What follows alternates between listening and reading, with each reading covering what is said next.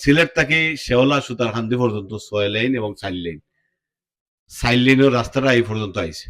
এটা প্রায় 2,500 কোটি টাকার প্রজেক্ট।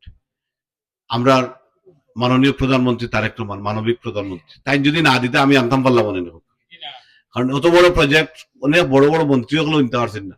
এটা লাগে আমরা হিংসাও করি না রেখে যে তোমার এলাকার দিলে দিবু তান দয়া করছেন, দান করছেন আমরা এই গোলাপগঞ্জ বিএনপির মানুষের।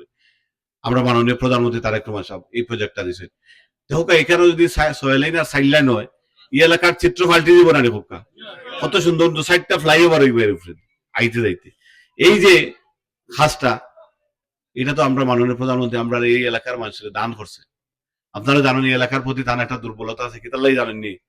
এই বিএনপির কৃতি সন্তান কমরউদ্দিন সাহেব, আল্লাহ রবুল আলমিন ব্যস্ত আছে করুক, তাই যুক্তরাজ্য বিএনপির সভাপতি আসলাম, ওই সভাপতি থাকাকালীন তাদের লুক আফটার করছেন, যার লাগে এই এলাকার মানুষের প্রতি তার একটা আলাদা দরদ আছে, মায়া আছে মাননীয় প্রধানমন্ত্রী।